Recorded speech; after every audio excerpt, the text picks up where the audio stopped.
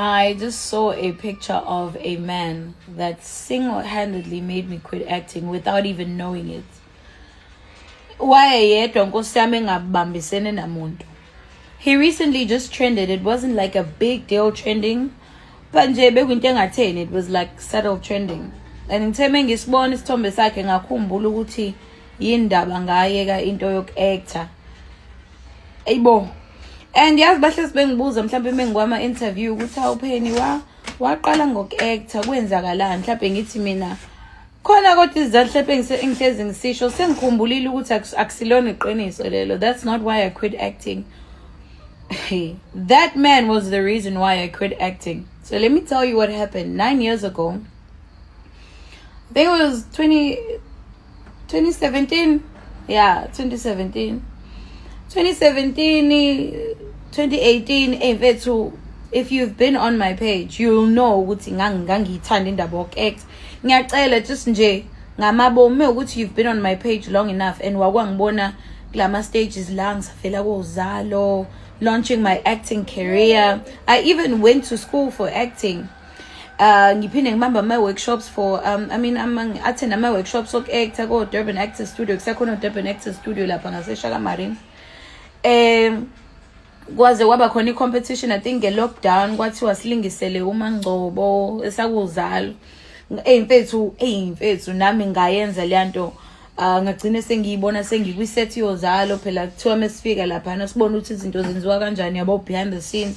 Ngathi Durban Jen, ngathi imbewu si-actor as ama-extra laphayana yabo. But mfethu ngangifuna kabi lento ye-acting, ngibambisene ne-radio ngala. So lwabhuti usekuwubaba nje manje sikhohlakala sekhehla lesana.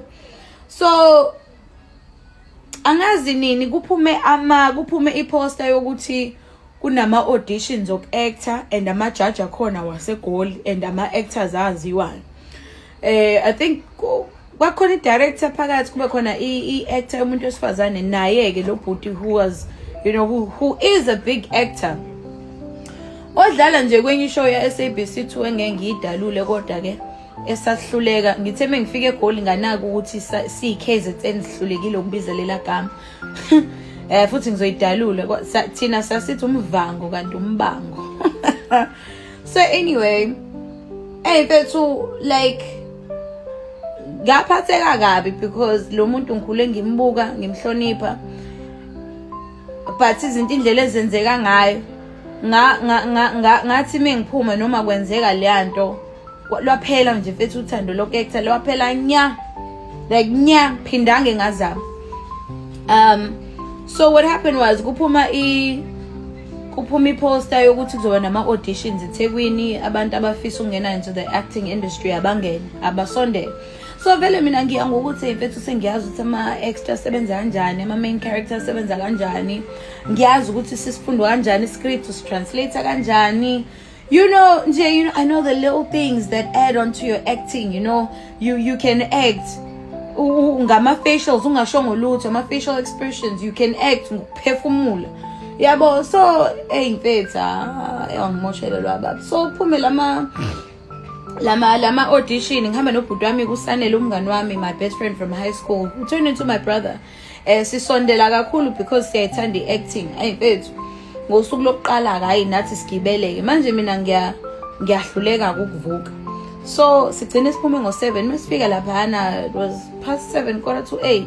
Sitshela ukuthi sifike early kanti eyibuso landa umudu line. Sagcine singa-auditionanga ke ngosuku lokuqala kodwa sagcine sifikile ngasesicabheni. So base beyasitshela ukuthi ngoba besenila mase nifika ngakusasa ngicela ukuthi menifika nize ngaphambili yabo cause nini nigcinile. Sifike second day sifike ngabo past 6 still bese si late yabo. Ngasaba mfethu ukusho ukuthi phela ade ngila izolo kuthiwa yabo mfethu ngasama ke kulayini kwathi ngabo 4 sagcine sesifikile ke phambili. Samase sifika sebeyasho ukuthi hawu you guys have been here all day. Sathi yebo, but hawu anishongo ngani ngoba ngabe nilokhu njanile ni audition ekuqala ekuseni. Sathi siyaxolisa besisaba.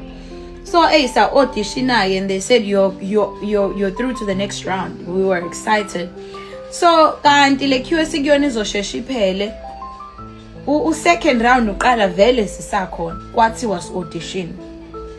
Za audition I think saphuma ngabo 8 sesigijimela ukuthi sikhave taxi ke manje ekhaya. MS audition ethiwa sifike futhi ngakusasa siqhubeke la sigcine khona sifike siqhubeke la sigcine khona. Ama audition kashesha phela akaphela ngabo 2. Sithi sisetaxi nayibo ku WhatsApp wami because manje after the second round khona iphepha obunikwa lona.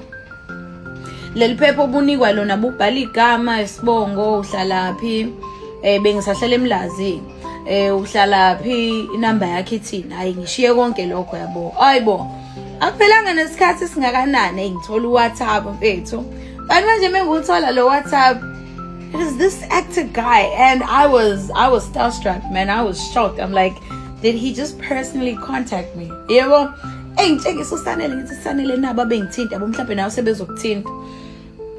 But yabo khona lento engizwa ukuthi no but this is off yabo ngoba muya kwama audition yabo you don't get directly contacted by judge ucontactwa production yabo so ngitshela ukuthi since judge mhlawumbe khona nesikhundla thizeni asiphethe maybe it's part of production angazi but I'm just excited mfethu ngingane nje mina I'm excited ukuthi yazini yeah ngiyaphopha ke manje you know I'm like this is me kickstarting my acting career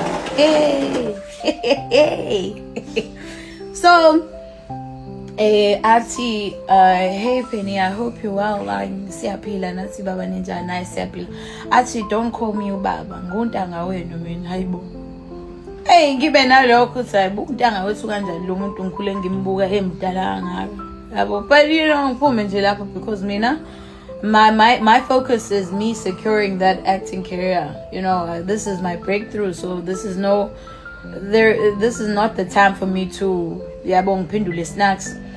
It was amazing seeing you. You know, ngumuntu waseGoli, but I've seen a lot of beautiful things here in KZN.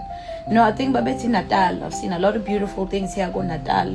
You know, ulwandle, abantu base Natal, the language, the culture, and you. Mina ngumuntu ke who can read the room. Mina ngeke ungidide ngingakutshela mengena endaweni uthi oh lo la kukanjani kukanjani. Manje I can read the room even kwama text ke mina eqala kudala lena. Athi ngithi mina and you.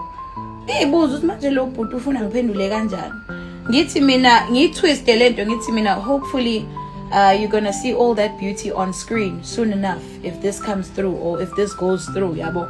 Sengimbuyisela ekutheni I hope lo buhlo kubona la eNatal me ukuthi nami ngiyabaleka lapho I hope uzongibona nase screenini maduzana yabo phela nami ngiyamtshotha yabo phela make the right choice fethu izinto zami yikhaya athi uhlalaphi ngithi mina ngihlala eMlazi masethi namba basibhukhele khona la ehotela eLazi so I think it was a Central Hotel I think kwakusekhona Hilton yeah athi bambhukhele Hilton I think it's noma Southern Sun between those two kodwa he was by the beach because wangishutela isithombe ebuka ibeach ngithi mina that's very nice athi bangibhukhele la ngithi mina that's very nice ngishutela ibeach yabo athi